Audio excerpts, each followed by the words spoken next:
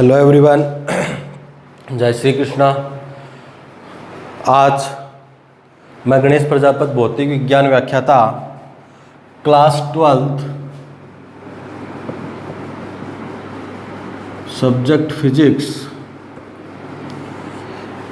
अपन ने पीछे जितने भी वीडियो थे बीच में कुछ गैप आ गया था, कुछ प्रॉब्लम्स हो गई थी, उसके कारण बीच में वीडियो नहीं आया। आज मैं फिर आपके समक्ष अगला नेक्स्ट टॉपिक जो है इलेक्ट्रिक फ्लक्स वर्ड लेके अब आपके समक्ष प्रस्तुत हुआ हूँ।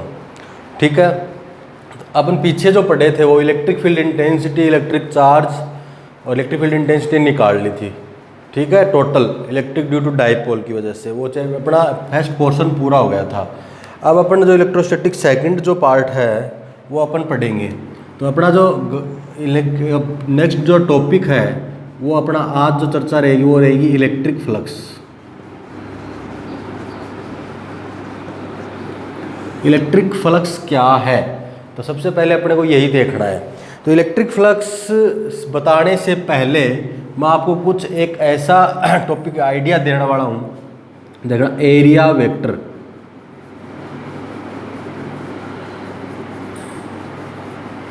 एरिया वेक्टर क्या है, ये क्या होता है? कोई भी आपके पास सरफेस होती है उसका एरिया जो है वो स्केलर क्वांटिटी है या वेक्टर क्वांटिटी। सबसे पहले तो क्वेश्चन यही उठता है। तो एरिया एक ऐसी फिजिकल क्वांटिटी है जिसमें अपन स्केलर और वेक्टर दोनों के अंदर काउंट करते हैं। तो अपन यहाँ एरिया क्या है कि वेक्टर क्वांटिटी, उस वेक्टर क्वांटिटी। तो मान लो कि आपके पास एक स्क्वायर है, इसके एरिया की जो है वो डायरेक्शन वो किस तरफ होगी। अगर इस एरिया की इस साइड के अक्रॉस देखूँ तो ये भी हो सकती है, इसके अक्रॉस देखूँ तो ये, इसके अक्रॉस देखें तो ये भी हो सकती है। तो सभी साइड के अक्रॉस देखें तो, सरफेस के अक्रॉस देखें तो इधर भी हो सकती है और इनसाइड भी हो सकती है, हाँ या ना। तो ये सब चीज़ें, इन सब में एरिया की जो डायरेक्शन वो किसके अक्रॉस ले, तो उसको अपन ने बाय कन्वेंशन ये मान लिया कि ये सब चीज़ें, ये सब जो प्रॉब्लम्स हैं वो न क्रिएट हो। इसके लिए अगर आपके पास ओपन सरफेस है, क्लोज सरफेस है, वो अपने को डिपेंड करेगा।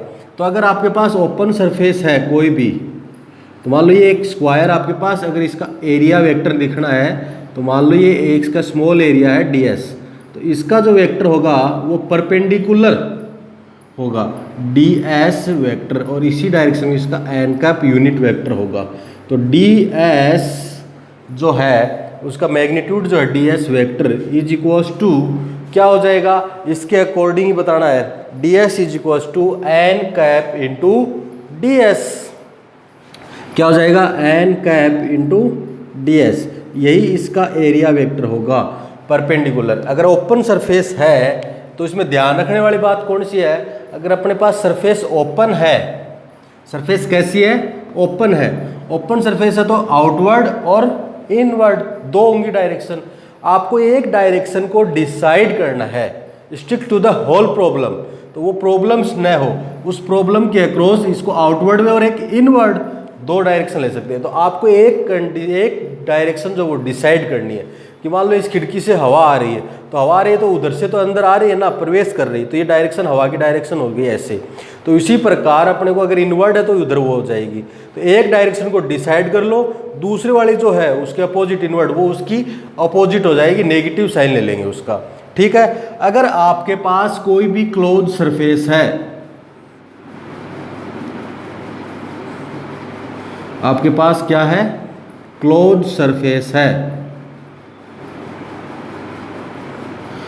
मान लो आपके पास ये क्लोज सरफेस है, तो इसकी हमेशा जो डायरेक्शन है वो आउटवर्ड टू द नॉर्मल, हमेशा क्या होगी, इसके आउटवर्ड होगी। इसका जो सरफेस है बाहर की ओर लेंगे। ठीक है, तो जिसका भी जो अपन देखेंगे तो इसके इलेक्ट्रिक फ्लक्स भी इसी के ऊपर डिपेंडेबल होगा कि इलेक्ट्रिक फ्लक्स की जो डेफिनेशन है वो इसी के, तो उसमें एरिया वेक्टर जो है वो काम आएगा। तो area vector is equal to, ये डायग्राम बनाना है, ये वाला लिख देना है कि एरिया वेक्टर जो है वो perpendicular to outward to the area element. Direction of area is perpendicular to the outward normal, outward to the given area element. जो भी आपके पास एरिया है उस एरिया के आउटवर्ड अपन को कंसीडर करना है। तो आप यही ध्यान में रखना आपको।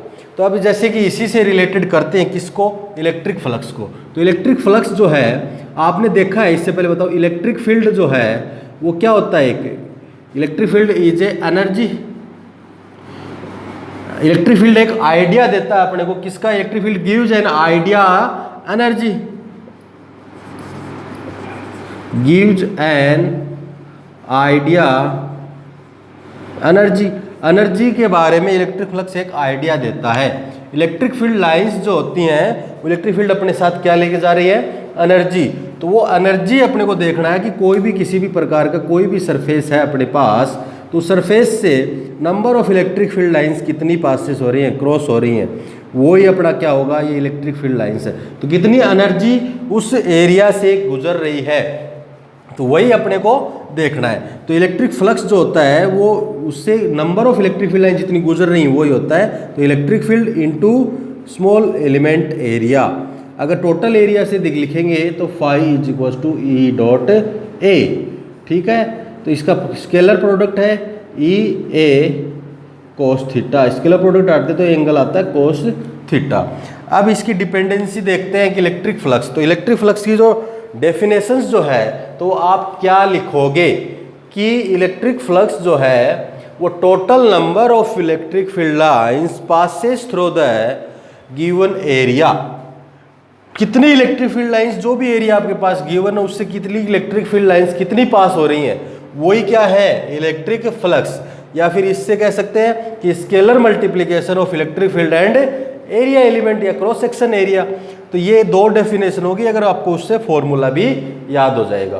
पहला तो इसके total number of electric field क्योंकि एनर्जी, कितनी एनर्जी उससे क्रॉस हो रही है, पासेस हो रही है, वो लिखना है। तो उसकी डेफिनेशन आप इससे बना सकते हो कि total number of electric field lines passes through the given area element is called the electric flux. Second definition अपन इस फॉर्मूले से लिख सकते हैं, फाइव इज मैंने बताया ई डॉट डी ए या डी एस, जो भी आपको लिखना है उसी के अक्रॉस लिख देंगे। डी एरिया एलिमेंट एरिया से लिखना तो ए से लिखो, एस से लिखना सरफेस है तो एस से भी लिख सकते हो, एरिया ही काउंट होगा।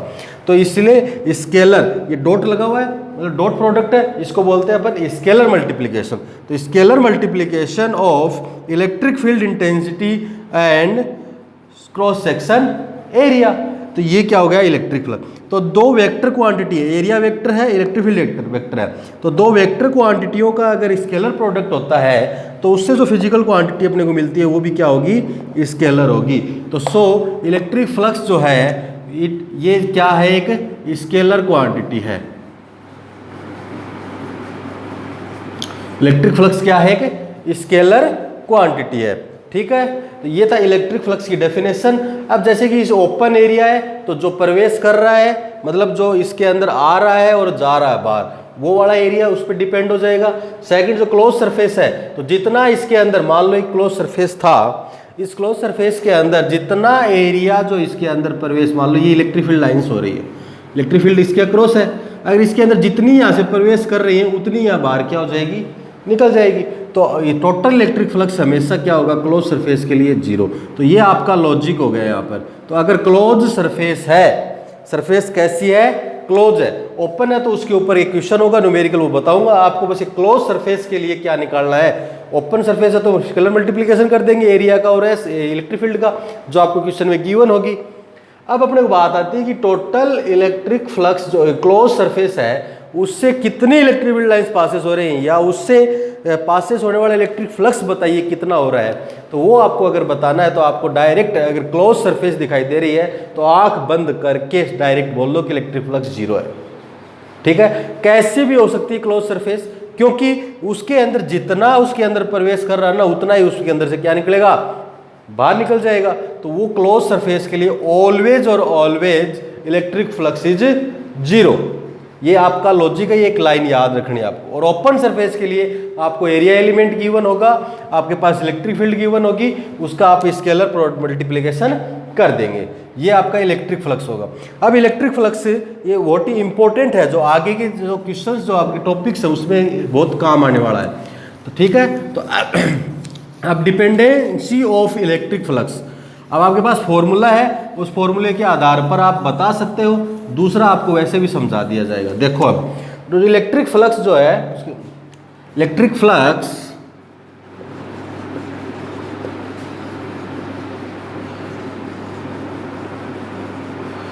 Electric flux depends on following 3 functions या फैक्टर्स या क्वांटिटीज। अब डिपेंड किस पे कर रहा है, आपके पास formula phi equals to E A dot A, electric इसका स्केलर मल्टीप्लिकेशन हटाया तो ई ए कोस थीटा, यही आया। तो यहाँ से पता चल गया इलेक्ट्रिक फील्ड पर डिपेंड कर रहा है फर्स्ट, सेकंड पता चल गया एरिया पे डिपेंड कर रहा है, थर्ड पता चल गया angle between E and A, angle theta जो ई और ए के बीच का होना चाहिए, सबसे इंपॉर्टेंट बात है ये। अब इसी चीज़ को देखो, इन तीनों को समझने के लिए जितने इलेक्ट्रिक फ्लक्स की डेफिनेशन क्या आती है, total number of electric field lines. तो इसको फील आनी चाहिए, फील करो, फील करके पढ़ना अपने को, फील करोगे तो जल्दी समझ में आएगा। तो total number of electric field lines passes through the given area, जो भी आपके पास एरिया एलिमेंट था उससे कितना इलेक्ट्रिक फील्ड क्रॉस हो रहा है, पास हो रहा है, वो चीज़ आपको बतानी। तो इलेक्ट्रिक फील्ड लाइंस, जितनी इलेक्ट्रिक फील्ड लाइंस बढ़ेंगी तो इलेक्ट्रिक फ्लक्स भी बढ़ेगा। मान लो आपके पास एक स्मॉल यूनिट एरिया था, ये बोर्ड है आपके पास, छोटा सा एरिया में एलिमेंट लिया इसका, इससे कितने एलिमेंट्स इलेक्ट्रिक फील्ड लाइंस गुजर रही है, वो आपका क्या हो गया, इलेक्ट्रिक फ्लक्स। अगर पूरा ये आपका व्हाइट बोर्ड ले रहा हूँ मैं, तो इससे कितनी गुजरेंगी, number of electric field lines की संख्या ज़्यादा हो जाएगी, है ना। तो अगर मान लो एक स्मॉल यूनिट एरिया आपके पास, उससे इलेक्ट्रिक फील्ड लाइंस गुजर रही है 100, तो इलेक्ट्रिक फ्लक्स भी उसी के क्रॉस होगा। अब एक एरिया आपका बढ़ा दिया गया है, एरिया बढ़ा दिया तो उसके अंदर से आपको इलेक्ट्रिक फील्ड लाइंस गुजर रही है 1000, तो इलेक्ट्रिक फ्लक्स बढ़ेगा या कम होगा। तो number of electric field lines तो इलेक्ट्रिक फील्ड के ऊपर डिपेंडेबल है। समझ में आया कि अगर आपको जितना ज़्यादा बड़ा एरिया एलिमेंट करोगे, एरिया लोगे, तो उससे इतनी ही ज़्यादा इलेक्ट्रिक फील्ड लाइंस क्रॉस होंगी। तो electric field gives an idea of energy, जो कि एक इलेक्ट्रिक फ्लक्स होता है, उसको इलेक्ट्रिक फ्लक्स का भी वैल्यू क्या हो जाएगी, उतनी ही ज़्यादा हो जाएगी। सेकंड, एरिया पे दोनों कवर हो गए, इलेक्ट्रिक फील्ड लाइंस भी बढ़ रही है तो एरिया भी बढ़ रहा है, एरिया बढ़ रहा है तो इलेक्ट्रिक फील्ड लाइंस बढ़ रही है तो इलेक्ट्रिक फ्लक्स भी बढ़ रहा है। तो एरिया और अब तीसरा आ जाए थीटा। अब मान लो कि ये क्लोज अपना एरिया, तो इससे इलेक्ट्रिक फ्लक्स ऐसे जा रही है, इलेक्ट्रिक फील्ड लाइंस ऐसे हो रही हैं, समझ में आ रहा ना, इस तरफ जा रही है। अब अगर मैं इसको ऐसे कर दूं, इलेक्ट्रिक फील्ड लाइंस ऐसे गुजर रही है, तो क्या होगा, इलेक्ट्रिक फ्लक्स कितना गुजरा, एरिया तो ये है, इलेक्ट्रिक फील्ड ऐसे जा रही है तो कितना हुआ 0, और ऐसे आ रही है तो इससे गुजर रही है सारी के सारी, तो इलेक्ट्रिक फ्लक्स मैक्सिमम। तो ऐसे 0 था, फिर ऐसे इतना हुआ, तो जैसे इससे इस तरफ आने में थीटा का मान यहां पर था कितना 90, इलेक्ट्रिक फील्ड है जो क्रॉस सेक्शन एरिया है वो ये वाला है आउटवर्ड, और इलेक्ट्रिक फील्ड ये, तो दोनों के बीच एंगल कितना हुआ 90 से फिर आ गया 0, इधर आ रहा कि नहीं आ रहा है, तो इस तरफ आया, तो ऐसा थीटा का मान 0 है, तब क्या है मैक्सिमम 0 से 90, तो इलेक्ट्रिक फ्लक्स की वैल्यू कम हो रही है। 0 से 90 में किस में वैल्यू कम होती है, साइन में या कॉस में, फटाफट क्या होता है, कॉस। तो वेरी गुड, तो ये हो गया कॉस थीटा, और ये थीटा जो है वो किसके बीच हुआ, एरिया के और इलेक्ट्रिक फील्ड के। क्यों ऐसा प्रोसेस जो है, यही चीज अपने को समझाना चाह रहा था कि थीटा वो ई और ए के बीच था वाला एंगल है, और ये कोस थीटा, अगर वैसे नहीं स्केलर प्रोडक्ट हटाते तो कोस थीटा आता है, तो वैसे समझ लो 11th क्लास में आपने बहुत सीखा है ऐसा। या फिर आप ऐसे समझो कि इलेक्ट्रिक फील्ड लाइंस है, अगर एंगल है वो क्या हो रहा है 0 to 90, तो इलेक्ट्रिक फील्ड की क्या हो रहा है कम। तो ऐसा कौन से एंगल में होता, कौन से फंक्शन में होता है, ट्रिग्नोमेट्री फंक्शन में, साइन में या कॉस में। तो आपने देखा साइन में तो 0 से 1 बढ़ रहा है 0 to 90 में, है ना, और कॉस में क्या होता है 0 to 90 में 1 to 0 कम हो रही वैल्यू। तो इसी प्रकार अपन ने क्या देखा, ये एंगल पे डिपेंड करेगा। तो ये 3 फैक्टर्स हैं जिससे इलेक्ट्रिक फ्लक्स को अपन इफेक्टेड उसके ऊपर प्रभाव डाल सकते हैं, उसको बदल सकते हैं। तो इलेक्ट्रिक फ्लक्स जो है वो किस किस पर डिपेंड करता है, अगर आपको ये पूछा जाए तो आप ये 3 बताओगे। फील के साथ पढ़ा कि नहीं पढ़ा, फील आया कि नहीं आया, पहले ये बताओ, सब आया ना। तो इसी ऐसे ही अपने को सारा कवर करना है, ठीक है। अब इसी के बेस पर अपने को क्या लिखना है, इसका यूनिट। अब क्या लिखनी है, यूनिट। तो electric flux phi equals to अपन ने देखा है ई डॉट ए, यही है। तो ई इलेक्ट्रिक फील्ड जो है, ई इसकी यूनिट क्या होती है, न्यूटन पर कूलम एफ अपॉन ए। क्यों, एरिया क्या होता है, मीटर स्क्वायर। तो यहाँ से एक यूनिट आ गई न्यूटन मीटर स्क्वायर पर कूलम। एक तो हो गई अपनी यूनिट ये न्यूटन मीटर स्क्वायर पर कूलम। सेकंड जो है वो इलेक्ट्रिक फील्ड की आपने एक यूनिट पढ़ी थी इलेक्ट्रिक फील्ड की, volt per metre, V upon L से फॉर्मूले से। तो इसी यूनिट को काम में लेते हैं, तो V अपॉन में M, V अपॉन M इंटू मीटर स्क्वायर। तो ये इससे कैंसिल, तो volt into metre, second unit हो गई ये। तो ये दो यूनिट आपको आपके याद रखनी है, ठीक है। इसके बाद इसका लिखना है डायमेंशन फॉर्मूला, जो आपने बहुत सीखा है 11th क्लास में।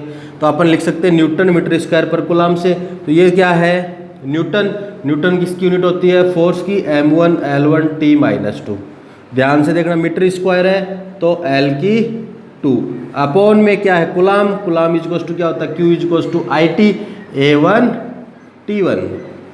ले जाओ एक जगह कर दो इसको, m1, L की कितनी हो गई 3, T की कितनी हो गई -3, +1 था ऊपर का, तो A की कितनी हो गई -1। ये हो गया इलेक्ट्रिक फ्लक्स का डायमेंशन फॉर्मूला, और ये हो गया इलेक्ट्रिक फ्लक्स की यूनिट। समझ में आ रहा है कि नहीं आ रहा है, ये इन सब चीज़ों का ध्यान में रखना है। अब इसका केस देखते हैं कि मैक्सिमम कब होता है, मिनिमम कब होता है, और जीरो कब होता है, ठीक है। वो सब देखने के लिए अपने को देखो आगे पहला केस,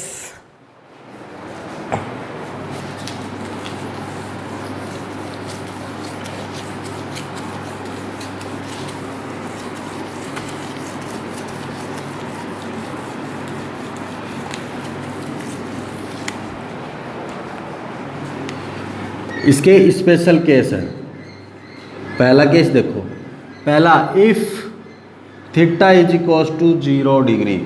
थीटा कितना लेना है, 0 डिग्री लेना है। थीटा 0 कब होगा, जब मान लो आपके पास ये आपका कोई क्रॉस सेक्शन एरिया है, ठीक है। इसमें इलेक्ट्रिक फील्ड की है, ये इस तरफ पास हो रहा है E, और इसका स्मॉल यूनिट एरिया भी इसके परपेंडिकुलर यही होगा DA, होगा कि नहीं होगा। या फिर जो एरिया ले लो, मान लो टोटल एरिया ले लिया E, तो फ्लक्स जो है फाई इज इक्वल्स टू क्या होता है, E डॉट A। यहाँ पर इन दोनों के बीच थीटा कितना बन रहा है, 0 डिग्री। तो यहाँ पर phi is equals to EA cos theta, यही होगा। थीटा की वैल्यू 0 रखो तो EA कोस 0 डिग्री, कोस 0 की वैल्यू कितनी होती है 1, तो फाई इज इक्वल्स टू हुआ EA।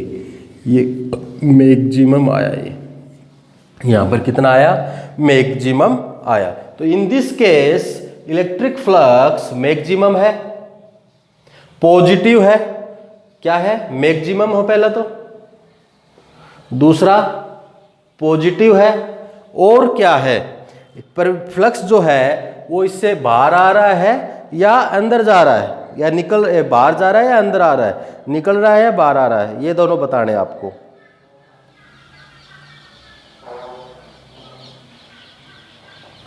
तो इसमें फ्लक्स क्या हो रहा है, पॉजिटिव आ रहा है, तो बाहर आउट गोइंग हो रहा है, ठीक है। ये तीन चीजें होगी, पहला, दूसरा और तीसरा। तो इस अगर आपका थीटा कितना है, 0 डिग्री है, सेम ये इलेक्ट्रिक फील्ड इधर आया, इलेक्ट्रिक फील्ड लाइंस भी इधर जा रही है, तो क्या होगा, यही चीज देखनी है आपको। तो सबसे समझ में आया पहला केस, ये था पहला आपका। दूसरा जो केस है वो है if theta is equals to 90 degree, मतलब इलेक्ट्रिक बोर्ड का जो स्मॉल यूनिट एरिया है वो ये है, और electric flux, electric field lines ये है। तो इसके अक्रॉस क्या होगा, देखो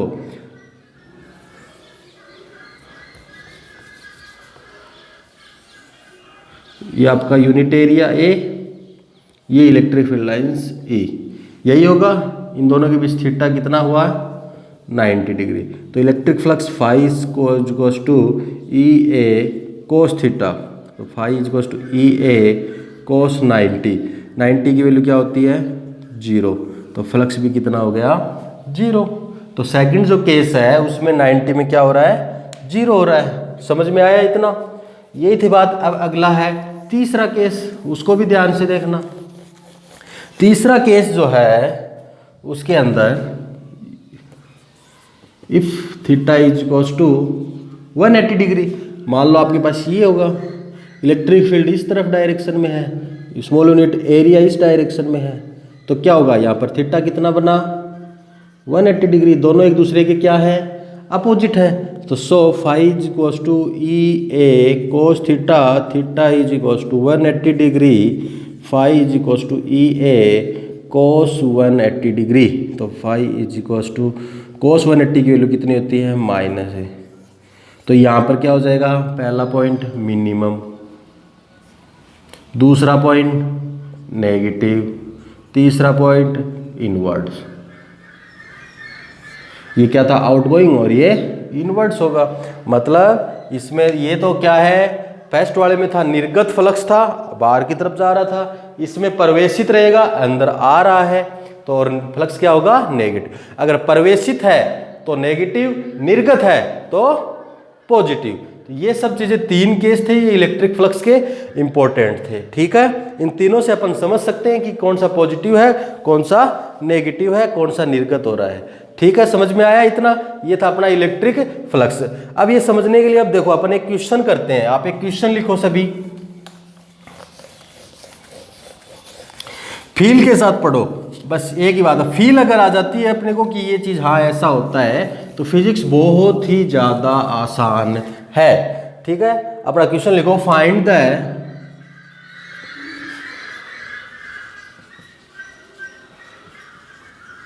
value of electric flux passing through an area vector, passing through the area vector S is equal to, आपको गिवन है क्वेश्चन में S दे रखा है, S is equal to 5 into 10 to the power minus 3 J cap metre square. ये क्या है? आपको एरिया है। इन एन इलेक्ट्रिक फील्ड, आगे क्या है? In an electric field E is equal to 200 I cap plus 300 J cap volt per metre. Question को ध्यान से नोट करो।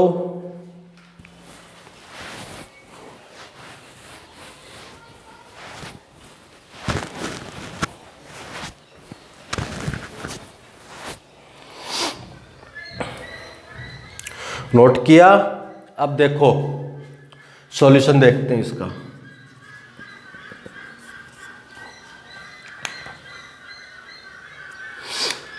आपको इलेक्ट्रिक फ्लक्स निकालना है। क्वेश्चन में एरिया वेक्टर दे रखा है, उससे उससे इलेक्ट्रिक फील्ड जो है, ये इलेक्ट्रिक फील्ड है, इससे इतना एरिया वेक्टर जो है वो, उसमें से इलेक्ट्रिक फ्लक्स कितना पास हो रहा है वो देना। तो इलेक्ट्रिक फील्ड की वैल्यू अपने पास है, यही है। एरिया वेक्टर भी अपने पास है,